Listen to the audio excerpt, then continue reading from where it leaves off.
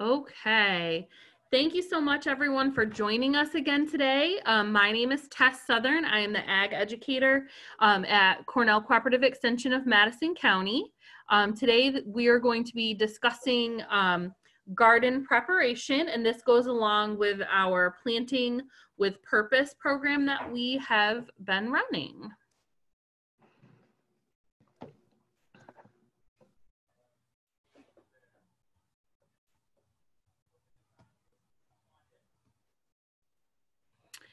So, as I said, my name is Tess Southern, and I'm the ag educator, and I will let Patty introduce herself. Hi, everybody. I'm Patty Catalano, and I'm the Ag Program Coordinator for CCE Madison, and I'm also a horticulturist, which helps in both the job and things like this. So glad you guys could make it here on this extremely windy, weird day. It's been crazy out there. It has been incredibly windy. We were just talking about that before everyone popped on. We've had to hunker down and try and make sure things didn't blow away.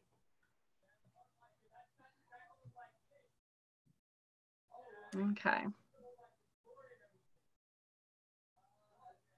So you want me to just dig in, Tess?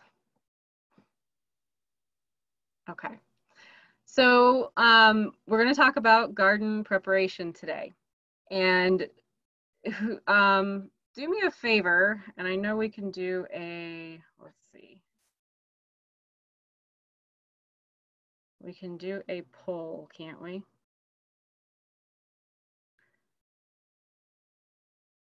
I'm having problems. Where's the poll? I can do it. Yeah, okay. I don't know why it won't show up on mine. I would like to take a poll and see how many people already have a spot picked out or have an area in mind, basically, for their garden. Or, you know, if you've already been planting, of course, you would have your spot. Let's do a quick poll. We might just have to verbally do a poll. I can't get it to come up. Huh, that's weird. Okay, so how about you type in the chat screen, yes or no? Do you already have a plot picked out? Have you been, you know, already gardening a specific area, or are you going at it from square one, brand new kind of thing?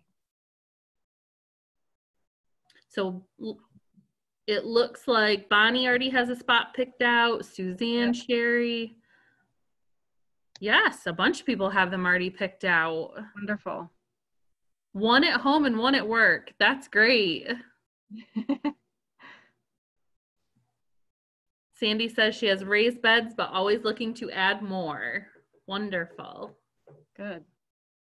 Awesome. So, you know, a lot of things you got to consider when you're looking at a spot to grow things, of course, is the sun is key, because most all vegetables are going to want full sun. And full sun technically means 6 hours or more per day, but we all know that a lot of vegetables, the more sun, the better. So that's one thing to consider.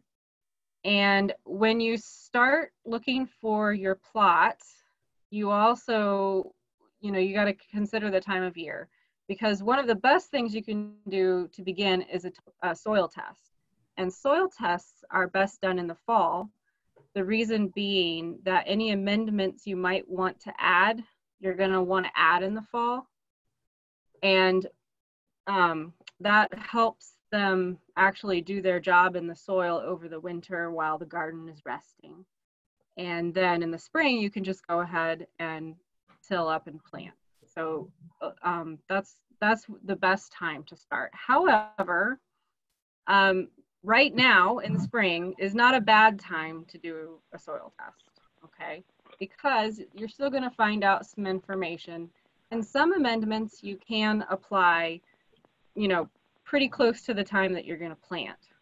So when you're prepping your garden, look for the amount of sun, and do a soil test. Those are probably the two biggest factors. You also want to think about pests. I don't mean bugs, I mean woodchucks and deer and what else? Rabbits. What's that? Rabbits. Yes. Okay. So unbeknownst to us, we actually planted a bunch of, or established a bunch of beds right near a woodchuck colony. And we've had some, run-ins with the woodchucks because there's an open field back behind our some of our vegetable beds, and we've had to put up some fencing. So when you consider garden preparation, a fence might be one of the first things you want to put in if you know you're going to have some problems. And I know from some friends in Hamilton that deer are a big problem if you're in Hamilton. Deer are a little bit bigger and can jump a lot taller fence, so they're a little harder to keep out. And a lot of these things we'll also cover in the garden pests class, which is May 28th. Okay, so we'll talk about not just insect pests in that class. So consider sun, consider soil testing, and consider possible pest problems, big pest problems. Another thing about soil testing is if you've, kind of missed your window to apply amendments, it's still not a bad idea to do some at-home testing. So you can do a test for drainage by, there's a resource at the end of this that will take you to exactly how to do it. But you dig a hole and you fill it with water and you kind of time how long it takes to drain, and then you fill it again. And I think you do it like 3 times. And depending on how long that hole takes to drain, you can assess how well drained your soil is. Most of our soils are pretty well drained because we have a lot of rocks. At least we do. I'm pretty sure a lot of people do too. So the soil test, the slide you're looking at right now, this is the kind of information you're going to get back, basically, is the amount of the primary nutrients, which is the second column, nitrogen, phosphorus, and potassium. So those are the big 3. Those are the 3 major nutrients in the soil that determines plant health. And when you use fertilizers and amendments, those are the big 3 that you see on the package if it's a store-bought amendment. You can get a general idea of like horse manures and things like that from one of the charts. That's one of the resources at the end of this. Secondary nutrients, calcium, magnesium, and sulfur, and then all the micronutrients. And they all make a big picture. They're all part of the same puzzle. And NPK is the analysis that you'll see in that order on the bag. So say you go to the store and you get a bag of fertilizer, Miracle-Gro. That's a good one. Everybody knows the name. The first number, you'll see a number with a dash sign, and then another number with a dash, and a third number. So the first number is nitrogen, the second number is phosphorus, and the third number is potassium. And I believe Miracle-Gro it's the same number. It's usually like 10, 10, 10, or 15, 15, 15. So it's usually well-rounded, which is good because each particular nutrient feeds a different part of the plant. So nitrogen feeds mostly leafy growth. So if you get a soil test back that says you have extremely high nitrogen soil, then you're going to possibly have problems with crops that the leaves are not the main component. So beets, beets, it's the root that you eat. It's the root that you want to be of good size. They still have leaves and they're important because the leaves are what feed the roots, okay?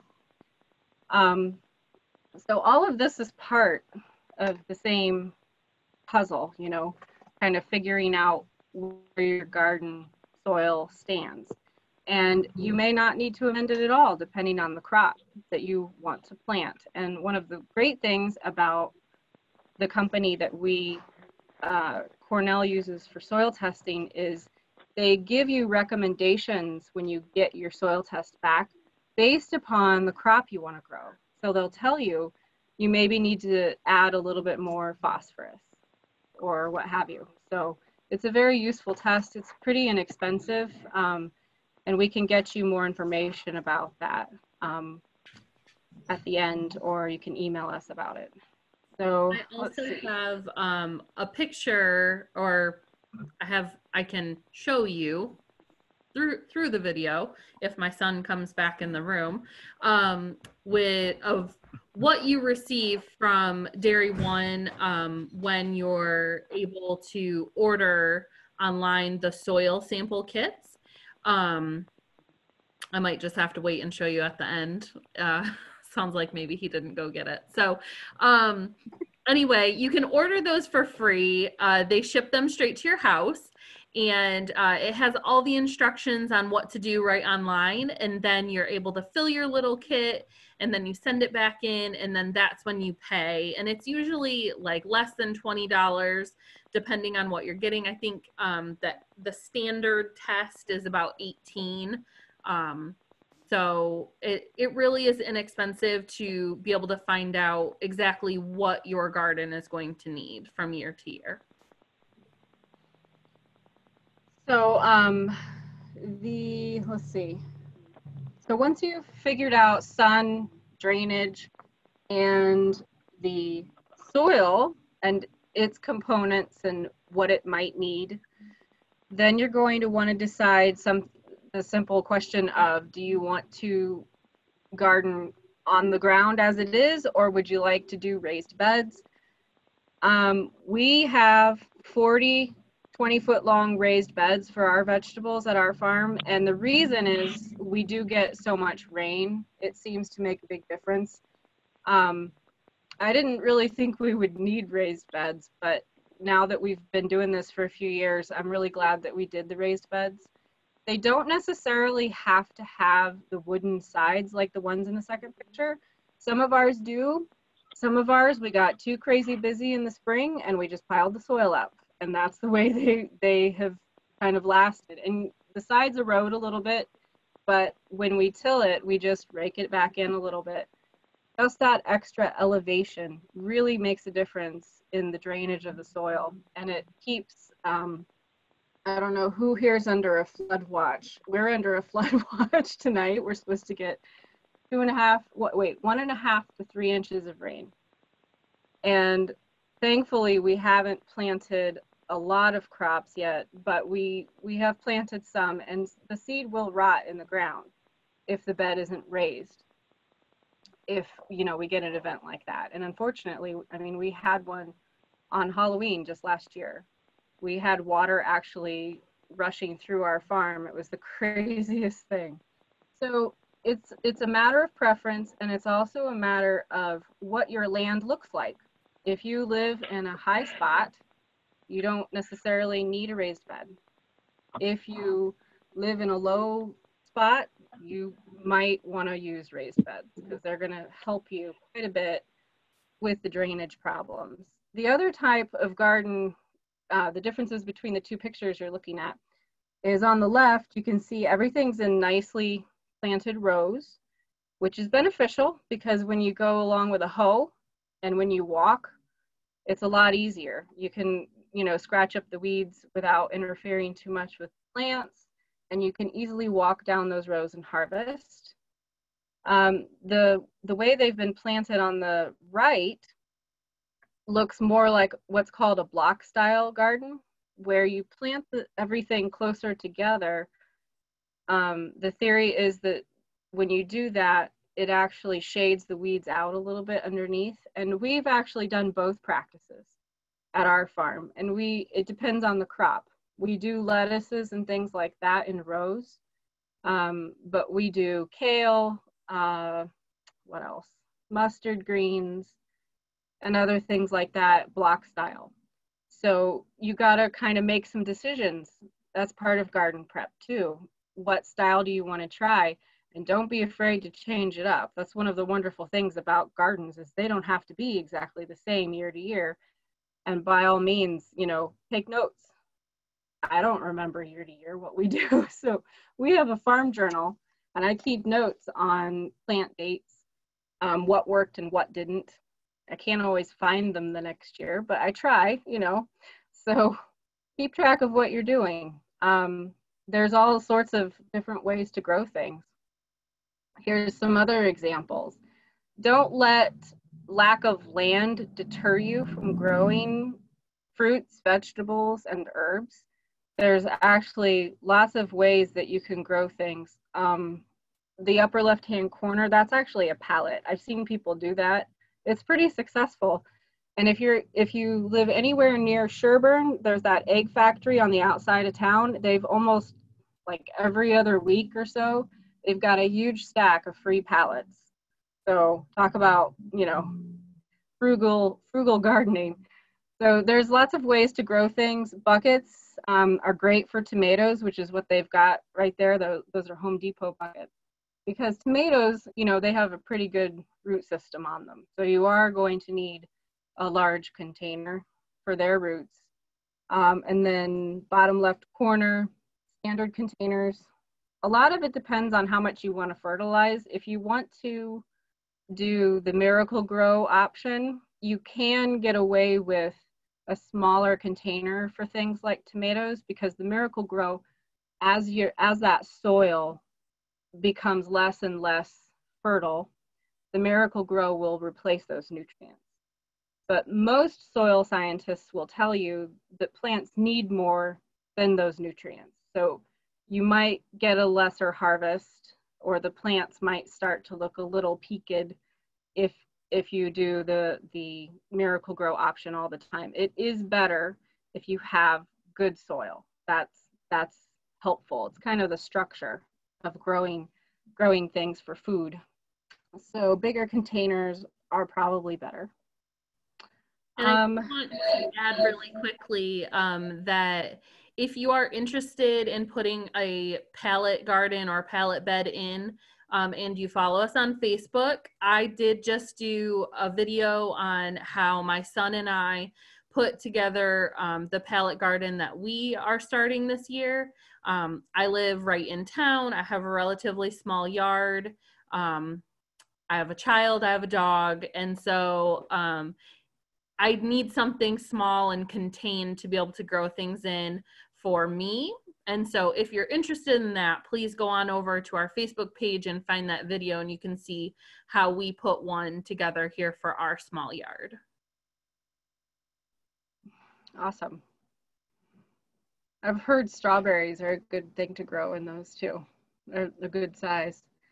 So another thing you have to consider when you're prepping your garden is, if it's a brand new space, if it's a brand new garden, you have to get rid of what's there, depending. Now, if you're going to make a raised bed, the bed doesn't have to be a foot deep. Most vegetable roots, unless you're talking like maybe tomatoes, only go down about maybe 4 inches or so in the soil. They don't have a real long root. Now, I'm not talking about beets, probably have a bit more because they're a root crop.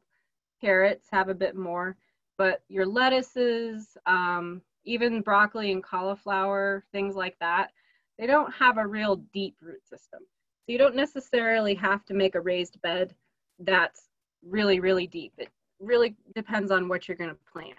So it wouldn't be unrealistic to actually have a few different depths of raised beds depending on the crop that you're growing. Most of ours are probably about 4 inches deep, I think. And most of the time, that's actually enough to smother any weeds underneath. So if you're going to make a raised bed, you probably don't need to worry too much about killing what's there, unless you have some really tenacious things. We do have one grass that spreads by rhizomes, which is very difficult to get rid of. And if you leave a rhizome this long in the ground, it'll sprout and it'll continue to grow. So that's one of our biggest problems. But if you're starting from scratch, you can spray like an area of turf. You can spray it with Roundup, let it die, and then basically just till it up and amend the soil how you're going to. Rake it out a little bit and plant right into that. If you want a organic approach, you can smother things by, like I said, building a raised garden, a raised bed, right on top of the turf. It's going to kill any turf you've got. You can solarize your area. Solarization. Suzanne has a question about Roundup. Is that safe? That's a tough question because it has not yet been proven unsafe. So I know there have been some research going on right now. There's been some research going on right now, and that is really a personal decision. It's a personal decision whether or not to use it, really. As of right now, it is still considered a safe chemical, and that's, until further notice, that is the, it's approved for use. Thank you, Tess. I'm trying to find the right words. So anyway, there's also solarization, which is basically the use of clear plastic to essentially heat the soil up to such a high temperature that everything underneath it dies, including weed seeds and weed plants that have germinated too. So the best way to do solarization is with clear plastic because it actually lets the sunlight in, which surprised me when I found that out. I thought, oh, well, black plastic, because the black is going to heat the soil up.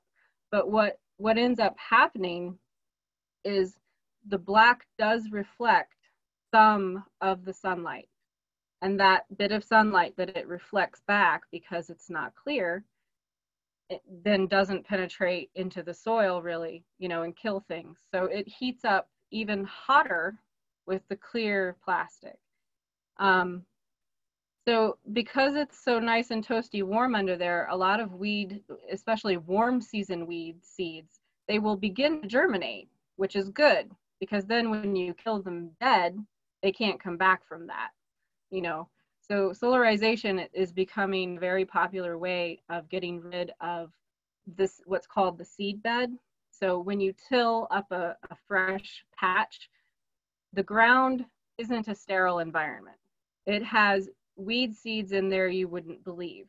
If you were to go out into your yard and dig down about 6 inches, take some of that soil, spread it on top of a tray and keep it watered, there would be some kind of weed that would come up 6 inches down. So solarization takes care of the weed seeds that are in, I think it's the top 2 to 3 inches. So mostly, once you solarize, you don't want to till if you don't have to, because what you're going to do is you're going to churn up those seeds that are from deeper down. So the ideal situation is to solarize and then plant right into that solarized soil. Solarization takes 2 to 3 weeks usually. The studies I read said that there was no benefit from leaving the plastic on longer than that. So as the days warm up and we get sunny days, that's definitely an option. So it'll also kill turf when you do this. Patty, I have a quick question, and maybe other people also have this question about solarization. Sure. Would it be beneficial to till first and then cover? Or do you just want to go ahead and start with what's there, cover it, and then not till afterwards? If you already have a garden established and you are going to till it up, it would be beneficial to let's see. It would be beneficial to till it up and then solarize it and then plant. You're going to get the most kill that way with an established bed. With a brand new bed that you want to kill turf on, you would probably want to put the plastic down on the turf to kill the turf that's there. Then remove the turf, either by tilling it up and raking it out, or a spade, you know, manual labor, just get it out of there. And then you might want to solarize it again if you have time. If not, I have found when you remove turf, it takes the ground quite a while to kind of establish more weeds. Like the turf does a fairly good job of actually smothering a lot of weeds. So you might be able to get away with churning up that turf, raking it out, and then planting. And then the following year, you might want to solarize that same area if it's a brand new bed.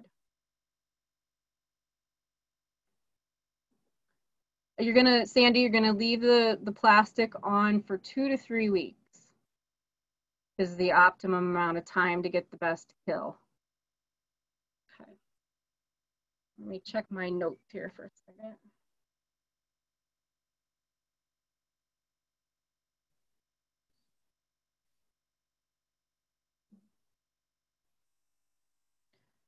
Okay, so I don't remember what the next slide is, Tess. Oh, resources. Okay, good. All right. So the other thing, one other thing, I mentioned rocks before. You're going to want to remove as many rocks as you can, especially if you're direct sowing the seed into the garden, because the seed just won't germinate if it's got nothing but a rock underneath it. So depending on the crop, you know, say you're going to sow some cabbage seeds. Cabbage seeds are pretty small. You're going to want to make sure that the soil they're going into doesn't have a really big rocks, you know, right underneath where you're sowing the seed. So for the top couple inches anyway, you want to get rid of as many rocks as you can. I wouldn't worry about them if they're small. You know, most small rocks don't get in the way, but we have like these, you know, nice sized rocks that are perfectly flat. And if a cabbage starts to germinate on top of that, it has nowhere to go. You definitely have to get rid of as many rocks as you can. We try to use ours, we make them into paths where it's really muddy. We have piles and we're going to make some rock walls.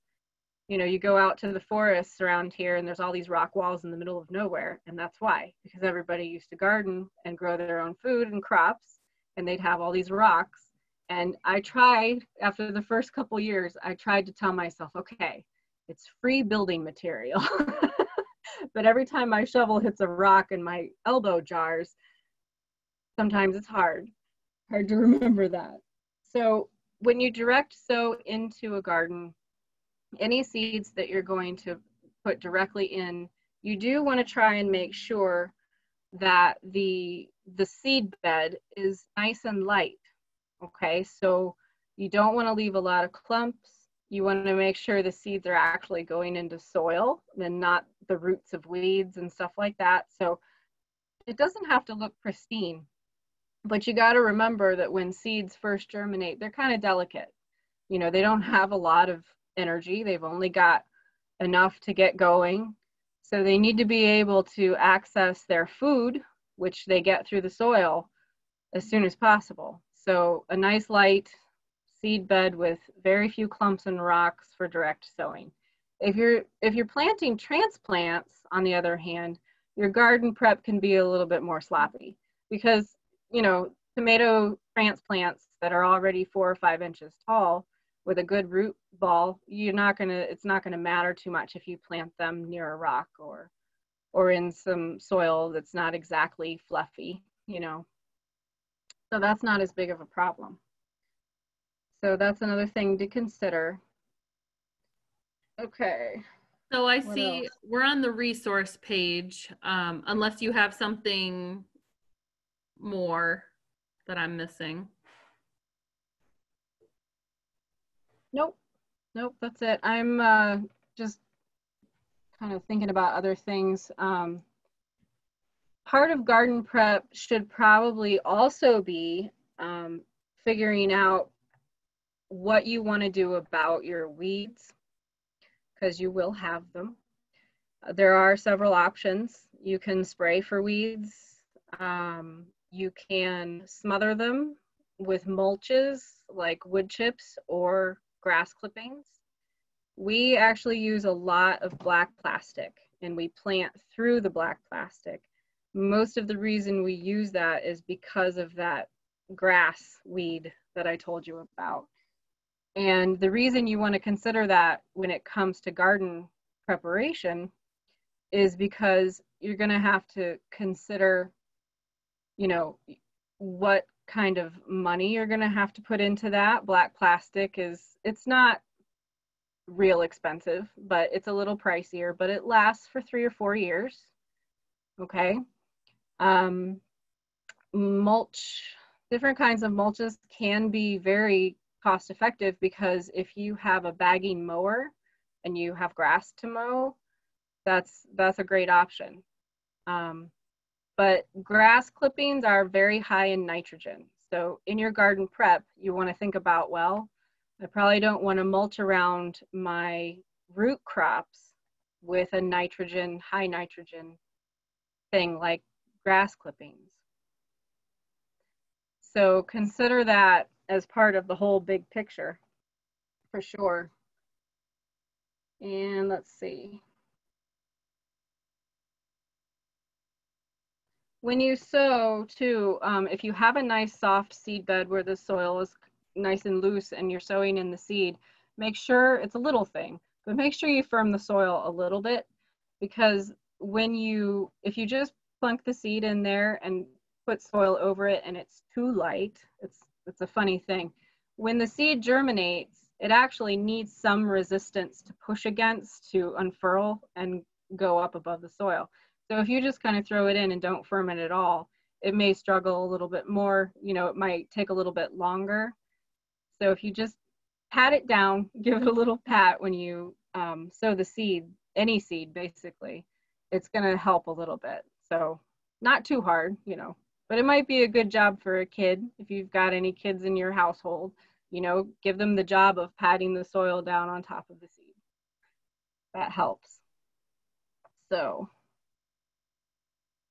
We have someone saying that they keep their garden raked with a 3-prong fork, which is great. Yep.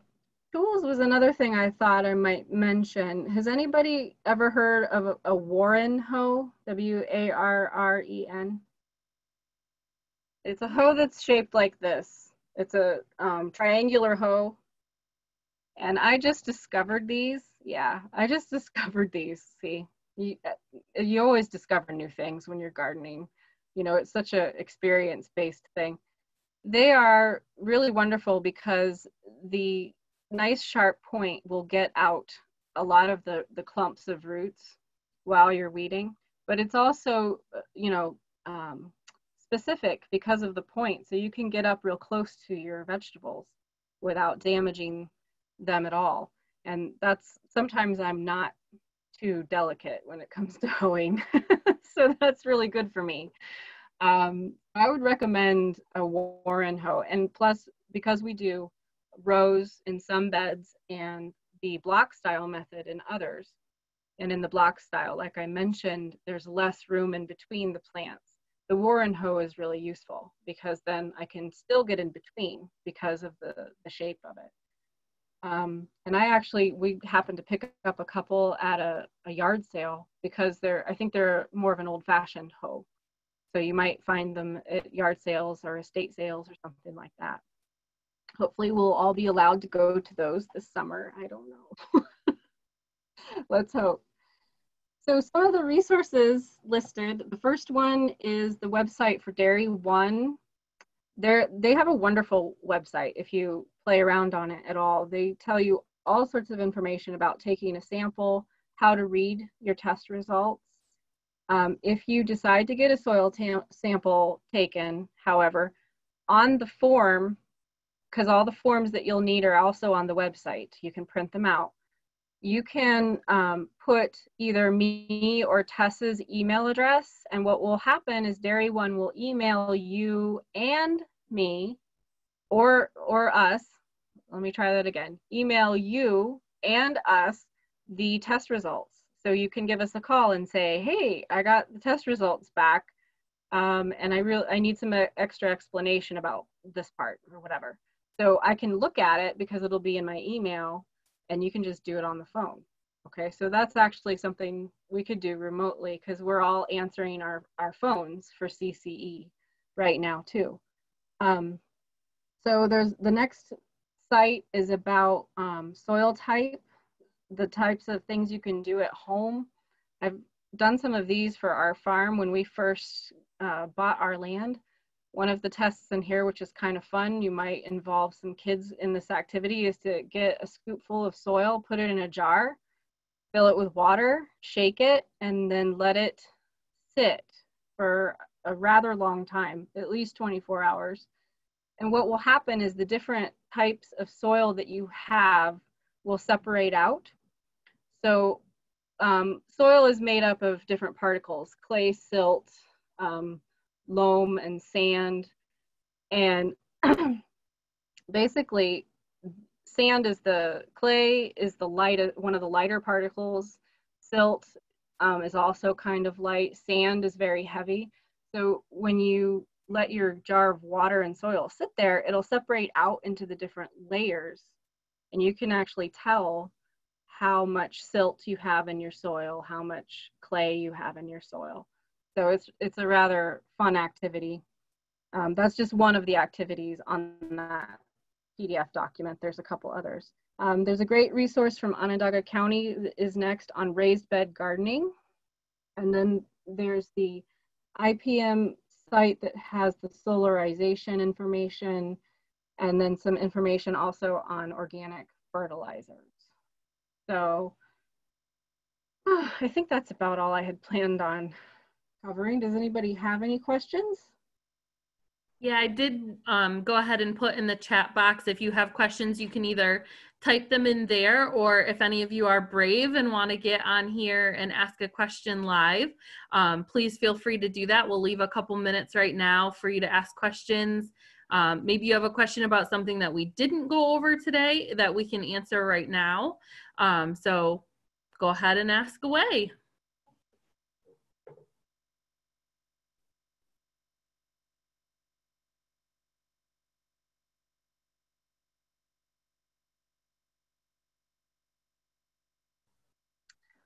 When do you start planting in Madison County?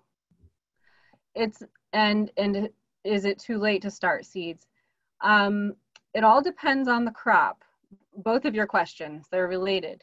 It is not too late to start indoors things like tomatoes, basil, squash. Those are all warm season crops. You can start them right on your windowsill if you'd like. I wouldn't wait too much longer than right now. Cold season crops, it's really not too late because we've had such this, I don't know, I told my husband this morning, it feels like we've had spring for the last 6 months because it's been so cool and damp. And so this nice long drawn out spring has actually been great for cool season crops. So if you were to go out there, you know, over the next few days, you could still sow lettuces, spinaches, broccoli, cabbage, probably, stuff like that. Some crops that are prone to bolt when it gets warm, such as rapini, if you grow that, I wouldn't try that right now because it's very sensitive. But no, it's definitely not too late. And if you check your seed packets, most of them will tell you some details about when to plant. See, our last frost date in our area is around May 15th. We have found that it's more like May 20th, May 25th. So when you look at your seed packet, it will say start outside 4 to 6 weeks before the last frost date. So if our last frost date is around May, let's say May 20th, okay? And here we are, April 30th. So we are 20 days, which is two, let's see, 2.5, 3 weeks maybe, okay?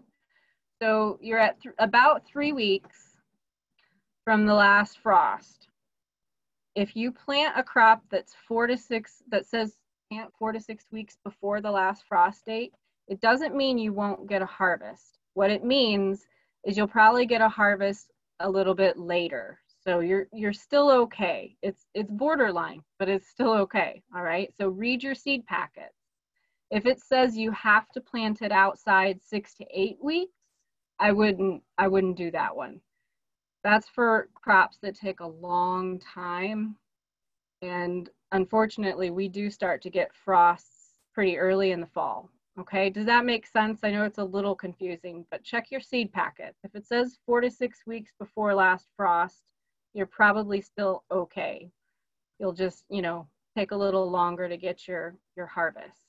And if you have a seed packet that doesn't specifically say it, or doesn't spell it right out, and you are really concerned as to whether you should put it in or not, feel free to reach out to either of us and we can look into it, or we may just know the answer to that. And we can give you that information so you're not wasting seeds that you could just save for another time. Right. We got another question. She started seeds and they all sprouted, which was unexpected. Do you have to thin out the seedlings before planting in larger containers, or can you successfully separate? What were the seeds, Johanna? What were your crops?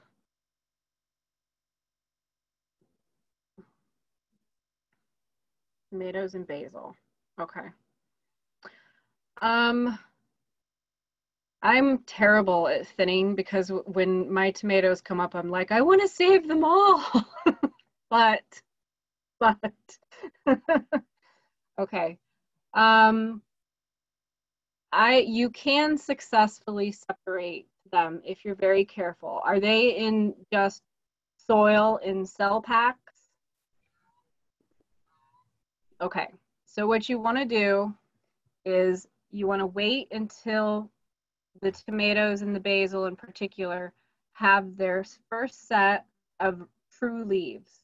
When seeds germinate, their first set of leaves are not true leaves. They're usually completely unusual. They're very, round, or they don't have any characteristics of the true plant. So those leaves were actually what's called the cotyledons, and they're inside the seed and they come out as the first leaves. The second set of leaves, those are the true leaves. They look like tomatoes, or they look like basil and stuff.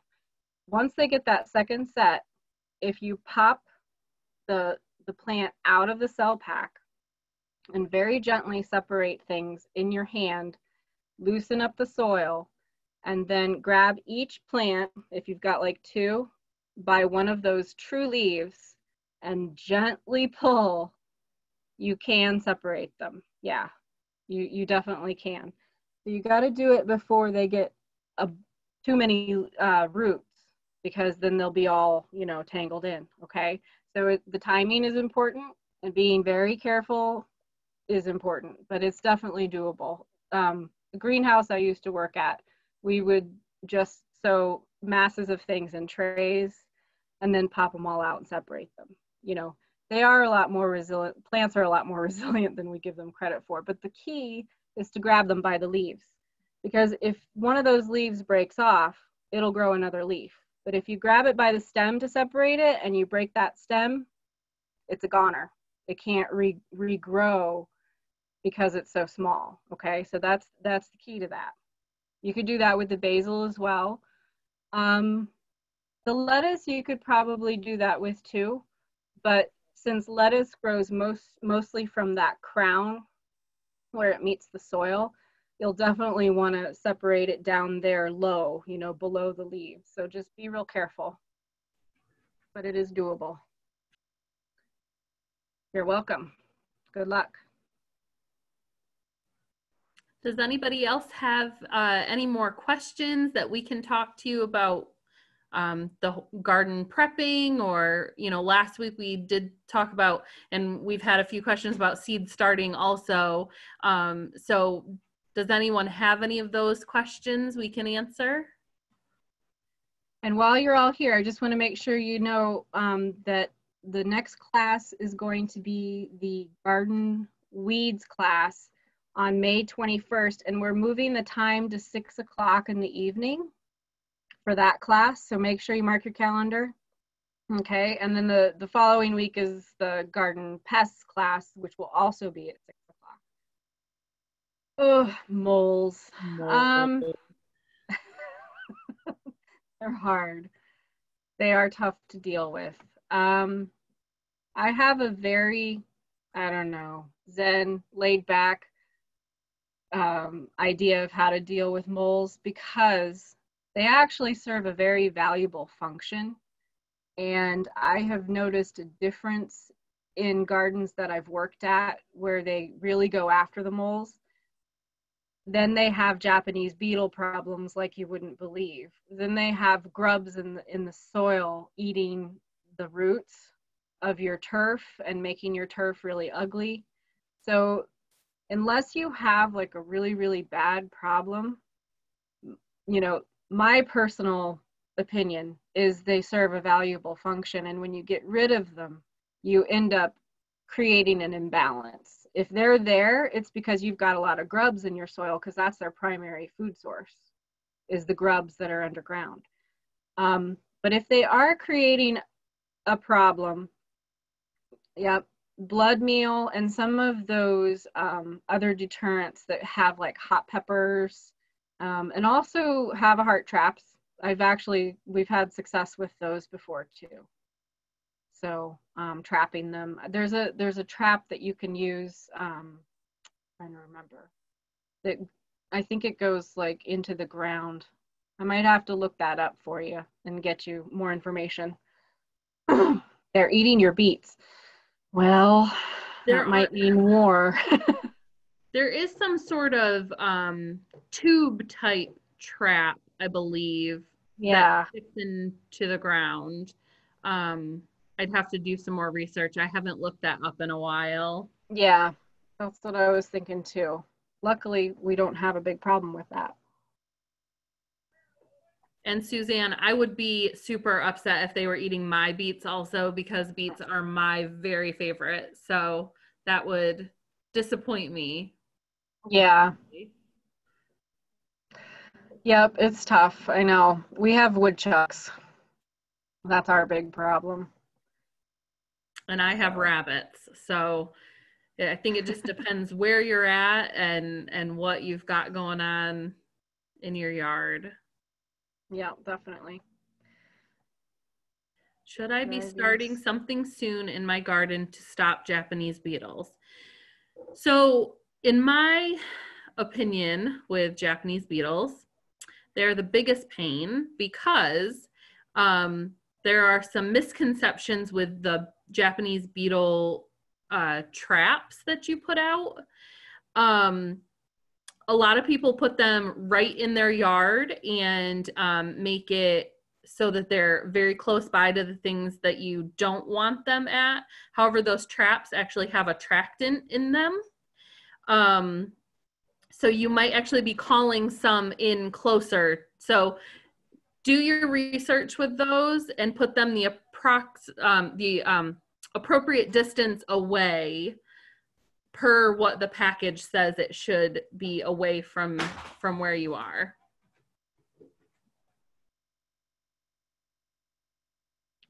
What is the best soil to buy at a garden center? It depends on what you're using the soil for.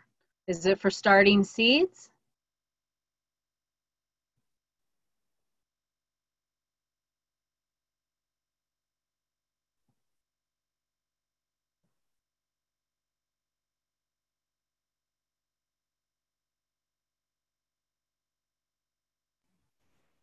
Okay.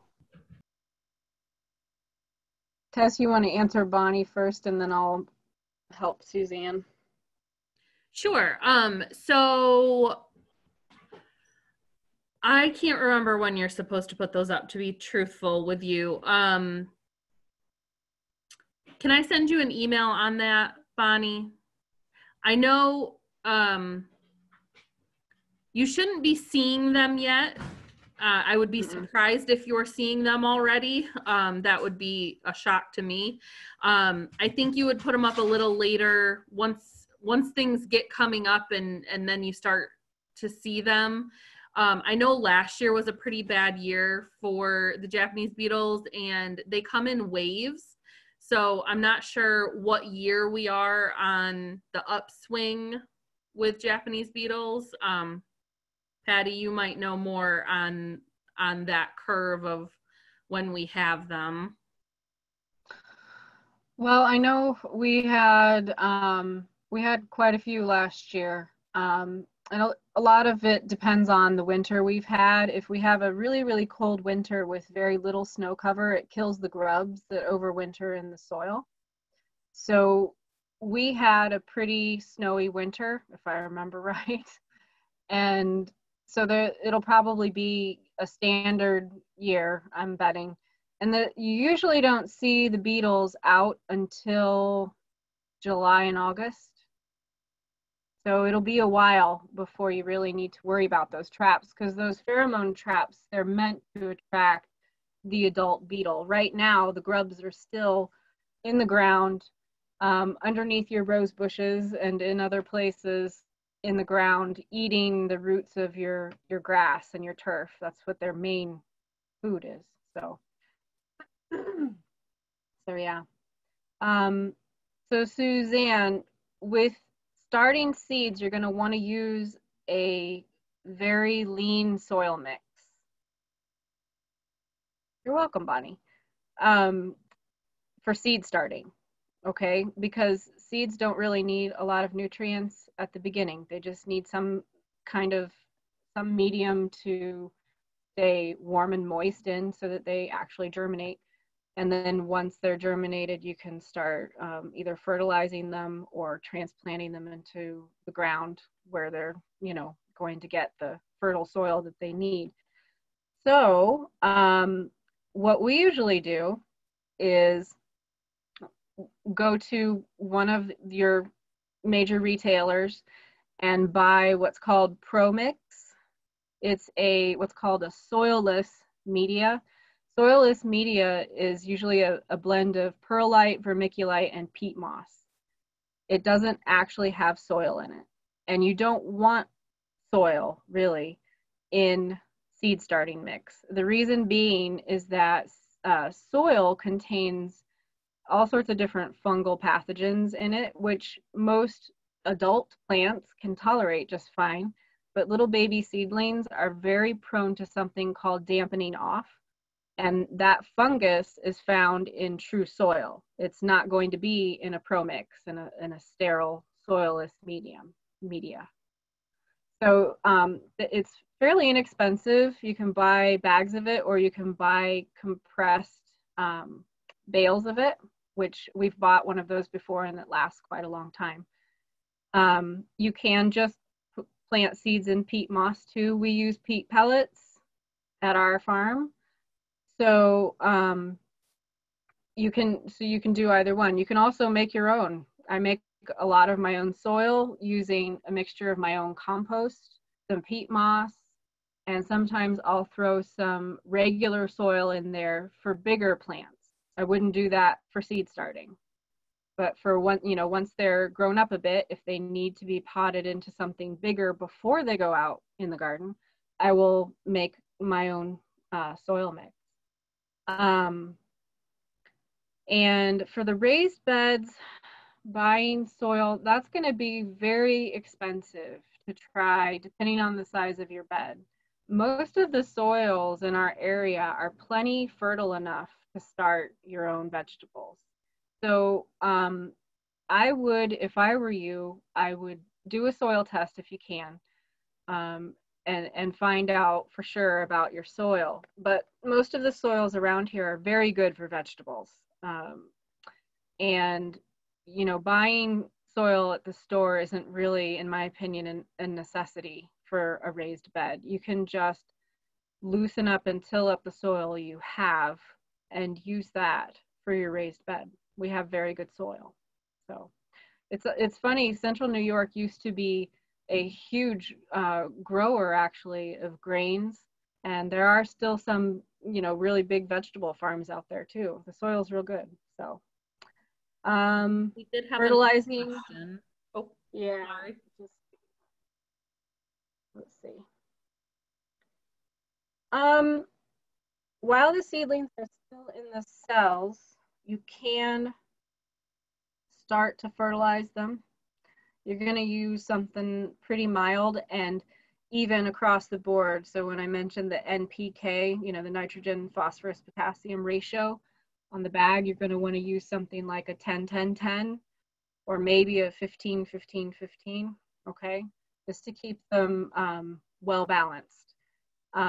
You also don't want to fertilize them every single time you water, because you're going to pretty much burn their roots, because what happens is fertilizers are made of soluble salts. And if you water with that every single time, those soluble salts actually build up in the soil and start to burn the roots. So it'll kind of backfire. So with little seedlings, I would fertilize them maybe once a week, okay? But not every time you water. Let's see.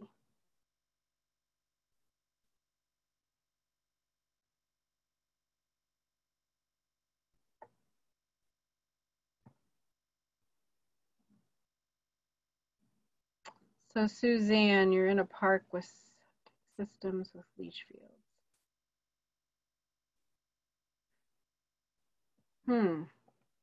Okay.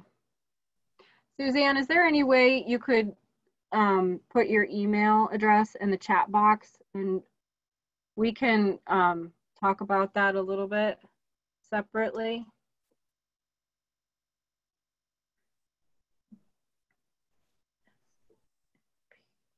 Thank you. Yeah, thank you. All right. Okay, so we've been on for about an hour. I hope we were able to cover a lot of information that was useful for all of you. You can see here on the screen, we do have the information to be able to reach out to both of us. And please feel free, the phone numbers that are listed here with the extensions, those extensions do right now when we're not in the office do come right through to our personal phones. So feel free to reach out to us and leave a message if you don't get us, and we'll get back to you just as soon as possible, or send an email. We also have on here our website and our Facebook page. We do put a lot of information on both of those things. So any way you want to reach out, just reach out. We're happy to answer any questions. It will be a few weeks before we have our next program, but we're trying to post these to our YouTube page so that if you forget something that we said or want to re-listen, you can hear them again. And as Patty said, we are changing the time for the next few. It's moving to 6 p.m. We're just finding that more people would like to join us, and 6 p.m. really is a better time for those folks also, and really better for Patty and her farm and the things that she's doing at home, and it works out in my schedule also. So we appreciate you working with us on changing the time. So Johanna, we only had one other one, and it is on our YouTube page. So if you want to send me an email, I can get you that link. She said she missed the first one. So thank you all for joining us, and we will talk to you again in a couple of weeks. Thank you.